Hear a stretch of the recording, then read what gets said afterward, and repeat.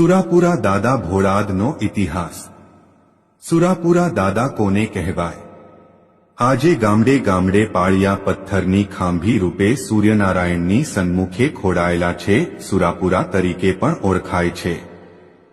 શૂરવીરનું જીવન અને મરણ બંને પ્રેરણાદાયી રહ્યું હોય, જેમણે ગૌ, બ્રાહ્મણ, નારી અને ધર્મની રક્ષા માટે નાત જાત જોયા વગર પોતાના સંતાન પરિવારની પરવા કર્યા વગર જગતની મોહ માયાને પળવારમાં ખતમ કરીને પોતાના શીશ મહાદેવના શરણે ધરી દીધા હોય, એ આજે 900 વર્ષ પછી પણ પોતાના મહાન કર્મથી જાગૃત થઈને પૂજાય છે। જેનામાં દેવ અંશ રહેલો છે, એ ખાંભીઓ આજે સુરાપુરા દાદા કહેવાય છે।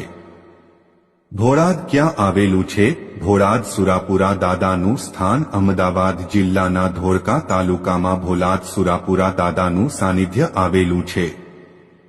ભોળાદ સુરાપુરા દાદાનો ઇતિહાસ। 900 વર્ષ પહેલા વેલડું બચાવવા પોતાનું બલિદાન આપનાર સુરપુરાધામ ખાતે વીર તેજાજી દાદા તેમજ વીર રાજાજી દાદાની ખાંભીઓ આવેલી છે। જ્યારે વીર રાજાજીનો પરિચય મેળવીએ તો તેમના પિતાનું નામ વિક્રમજી શિવસંગજી અને માતાનું નામ ગંગાબા હતું અને ક્ષત્રિય કુળના ચૌહાણ પરિવારના રાજપૂત વીર રાજાજી અને વીર તેજાજી હતા। એ સમયે જ્યારે ચારણની દીકરીનું વેલડું લૂંટાતું હતું, ત્યારે એ ચારણની દીકરીઓની આબરૂ બચાવવા તેઓ વારે ચડ્યા હતા અને 17 નરાધામોને મારી નાખ્યા બાદ રાજાજી અને તેજાજીને પાછળથી ઘા કરવામાં આવ્યો। પણ એક ક્ષત્રિય જ્યારે ધર્મના ધીંગાણે ચડે ત્યારે કહેવાય છે કે સાક્ષાતમાં ભવાની એમનામાં ઉતરે છે। આમ સુરવીર ઘવાયા પછી પણ લડતા રહ્યા, પરંતુ છેલ્લે કોઈ વિધર્મી દ્વારા મદિરાના હાટડા નાખવામાં આવ્યા અને માત્ર 27 વર્ષની નાની ઉંમરે પોતાના સંતાનોને ઘોડિયામાં મૂકીને પોતાના પ્રાણની આહુતિ આપી પરમાર્થના કામે પોતે જીવી ગયા, એ સુરવીરની વાત છે। ત્યારબાદ વર્ષો વીતતા ગયા, બહારગામથી ઘણા ચૌહાણ રાજપૂતો દાદાની ખાંભીના દર્શન કરવા આવતા। સમય ખાંભી ભોળાદ લોથલ રોડ પર હતી, પરંતુ જ્યારે ભોળાદના ચૌહાણને દાદા એ પ્રમાણ પૂર્યા ત્યારે દાદાને વ્યવસ્થિત જગ્યાએ સ્થાપિત કરવાનો નિર્ણય કરાયો અને વિક્રમ સંવત 2072 ચૈત્ર સુદ પૂનમ તારીખ 2/04/2001 ને શુક્રવાર હનુમાન જન્મજયંતિ ના રોજ પુનઃ પ્રાણ પ્રતિષ્ઠા કરીને ભોળાદ નાનીબોરુ રોડ પર સ્થાપના કરવામાં આવી। આજના ઘોર કળિયુગ અને આધુનિક વિજ્ઞાનના યુગમાં અઢળક પ્રમાણ આપીને દાદાએ પોતાની મોજૂદગી આજે પણ છે એ સાબિત કરી બતાવ્યું છે અને આજે પણ દેશ વિદેશના ખૂણે ખૂણેથી 18 વર્ણના લોકો દર્શને આવે છે અને આજે પણ દાદા કોઈનું એક પણ રૂપિયો લીધા વગર અને કોઈ પણ વ્યવહાર કર્યા વગર નિસ્વાર્થપણે દાનભા બાપુને નિમિત્ત બનીને લોકનું કલ્યાણ કરી રહ્યા છે। એવું લાગે જાણે જીવતા સેવા કરવાની ઈચ્છા અધૂરી રહી ગઈ હોય એમ દાદા આજે પાળિયા થઈને સમાજ અને માઈ ભક્તોને સાચા માર્ગે આપી રહ્યા છે અને તકલીફમાં મદદરૂપ થઈ રહ્યા છે। આજે જે જગ્યા એ દાદા બિરાજમાન થયા છે, એ જગ્યા એક ધામ બની ગઈ છે।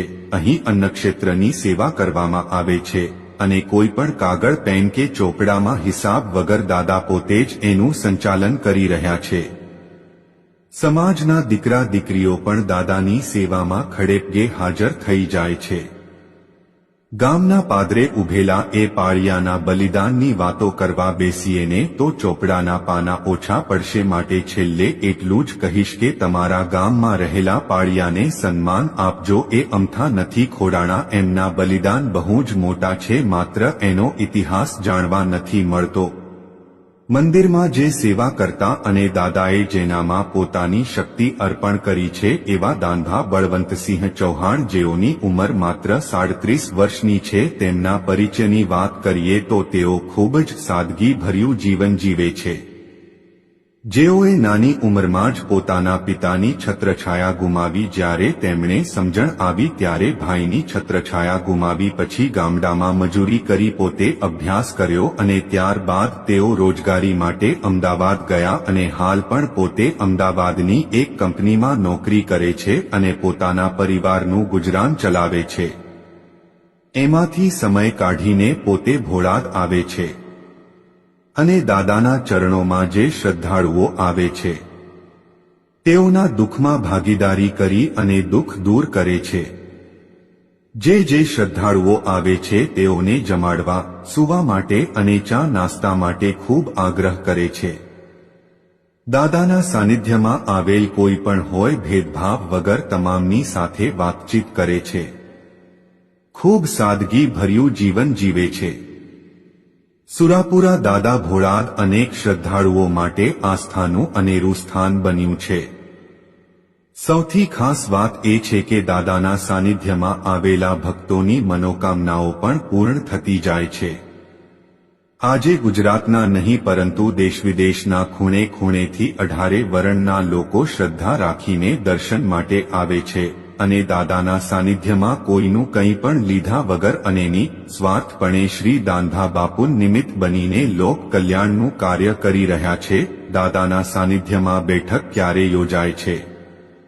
દાદાના સાનિધ્યમાં દર સોમવારે રાત્રે અને મંગળવારે દિવસે બેઠક યોજાય છે, જેમાં હજારોની સંખ્યામાં શ્રદ્ધાળુઓ આવે છે અને પોતાના દુઃખ દાદાની સામે રજૂ કરે છે અને તેના પ્રશ્નોનું નિરાકરણ આસ્થા રૂપે પૂર્ણ થતું હોય છે. દેશવિદેશમાંથી લોકો માનતાઓ માને છે અને તેમની તમામની મનોકામના પૂર્ણ પણ થાય છે.